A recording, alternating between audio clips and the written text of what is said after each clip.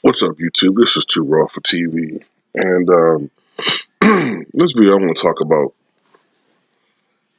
the Lakers, man, and in particular ESPN's overall coverage of the Los Angeles Lakers lately. I think it's really despicable, all right, in a lot of ways. I don't like the hypocrisy. I don't like the idolatry of a singular player when it's not really necessary and it's going overblown, okay, and I think it just overall, just ESPN just teaches the wrong. It highlights the wrong shit sometimes, man, and that's why you have a lot of misinformed and misled and misguided. I think casual sports fans who try to portray themselves as hardcore sports fans when they're not. You know, um, first of all, there are a lot of LeBron fans, all right, who have chased this guy around for years. They I'm gonna put it like this. I think the first time around when LeBron James was with the when he was with the Cleveland Cavaliers from 2003, 2010, those fans, although they were fanboys, they were a little bit more informed as far as sports, in my opinion, and about the history of the NBA. Although I thought there was a step down from the quote unquote cold tards, but they still had some historical knowledge. I think when I noticed even a further decline in their overall basketball knowledge and sports history knowledge and sports knowledge is when LeBron went to the Miami Heat. All right, that would make sense. They were younger. Then he went to Cleveland. Of course, all of the Heat fans disappeared all of a sudden. You know what I'm saying? And now that LeBron's gone to Lakers, what happened to all the Cleveland Cavalier fans? You know, what happened to them? Okay. Now you got all these fake Laker fans who have infiltrated the fan base of real Laker fans, and they're pissing off Laker fans. All right. Um,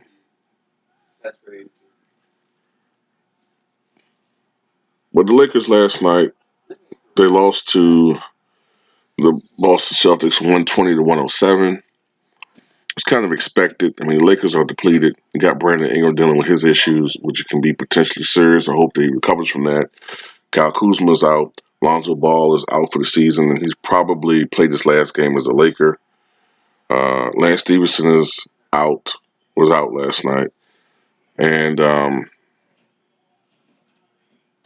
course, LeBron James got his triple-double. And that's what they were talking about last night. LeBron James, they used the same script, the familiar script of LeBron James got his triple-double, but he didn't get any help. And that's generally what his fans will always say. LeBron James didn't get any help. But yet again, this is the same guy that everybody says makes everybody around him better.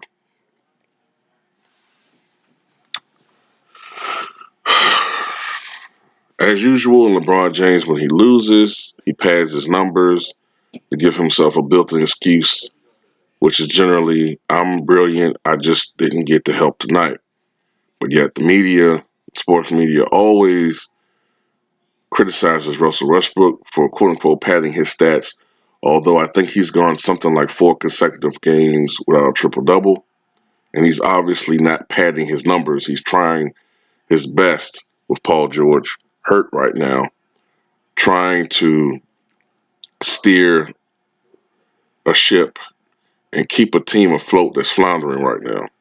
But of course, you had all season people were saying Russell Westbrook can't score anymore, he can't shoot. Now all of a sudden, in the last 6 or 7 games, he's shooting the ball better. He's raised his overall field goal percentage from like I think under 41% to 42.5%, which is a big jump considering how far we into the season, which is about his career high, career average, 42.5%. But of course, you know, Russell can't do any right. When he shoots too much, he's selfish. When he plays the overall game, he's padding his numbers. When he doesn't score and defer to Paul George, his lack of offense is hurting the team. I don't know. Um, but I'm just really just at a loss for words at the coverage by ESPN of the Lakers, man. Number one, I heard Rachel Nichols say something stupid in the pregame yesterday. She said the Lakers are probably going to finish with less than 50 games for the first time. No. She said that LeBron James is going to be on a team that's going to finish with less than 50 games for the first time in like since 2005 or something like that, whatever she said, right? And I'm thinking like, bitch, can you add like they were 30 and 35. So even if they won every game for the rest of the season, at best they're going to be 47 and 35. That's not 50 games. So it's not a maybe or possibly. They are. They're mathematically they cannot win 50 games. And now the most they can win is 46 games. They're not going to win 16 games in a row. Matter of fact, right now the Lakers are on pace to finish 37 and 45. And the way they're going, they may not even win that. It's a travesty. It's a failure of a season, man. I don't think it's going to be a stain on LeBron's overall legacy, but this has been a horrible season. And this season has exposed what many people have been saying about LeBron for so many years, including myself, is that he's been a beneficiary of playing in a weak ass conference for so long. And now he's in a conference that isn't weak. And meanwhile, the Eastern Conference has gotten stronger. So LeBron James will no longer have any easy games. Those days are done.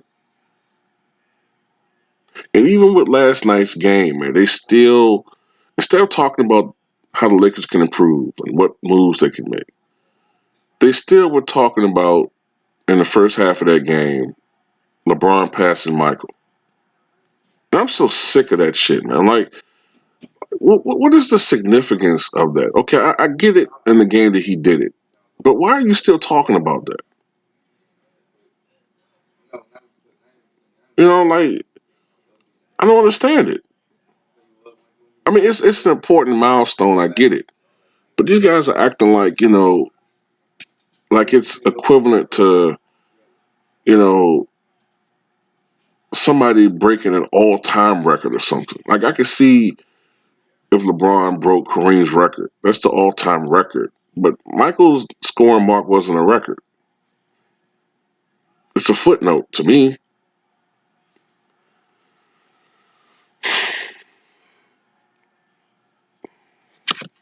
I don't know, man. And then Jeff Van Gundy said something that I thought was brutally honest, and I actually kind of agree with him. He said that if you're the Lakers, you should be able to first you should be able to look at every option available to improve your team, which could include trading LeBron James. And Mark Jackson, oh no, you can't disrespect that. Man, fuck you, man. Anybody can be traded. Shit, the Chicago Bulls almost traded Scottie Pippen twice. I think the first time they almost traded him, I want to say it would have been, I think, for Sean Kemp. I think. And then the second time, they almost traded him for Tracy McGrady. But Michael Jordan helped to put a nix to that shit. It would have been very unpopular.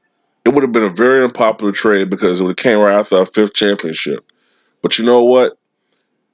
in the long scheme of things, the grand scheme of things, it probably would have been the right move because we would have had a young player in Tracy McGrady playing with the Chicago Bulls and would have kept us at least a respectable franchise. I know you can't have a glass ball or, and see everything that's going to happen, but if that had worked, that trade, if they had did it, it would have kept us as a competitive franchise, especially built around McGrady for another decade. You know what I'm saying? As opposed to us winning another championship, but then we just totally fell off the radar for a decade. So I'm with Jeff Van Gundy. You know what I'm saying? You do everything and anything possible to improve your franchise. I'll tell you something right now. If a trade can be worked out, if I'm the Lakers and it involves LeBron James and somehow I can get Anthony Davis, guess who out of fucking LA?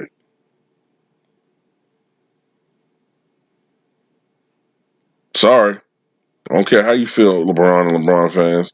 You get Anthony Davis, and then you get rid of the person that people don't want to fucking play with, and then you have Anthony Davis, a young player who has probably another decade of high level basketball in him. Then you can get a Kawhi Leonard or a Kevin Durant go along with him, and none of that toxic shit. Yeah, I mean that's just me. Maybe y'all don't agree with that, but tell me what you guys think, man. Do y'all find ESPN's coverage of the Lakers very annoying?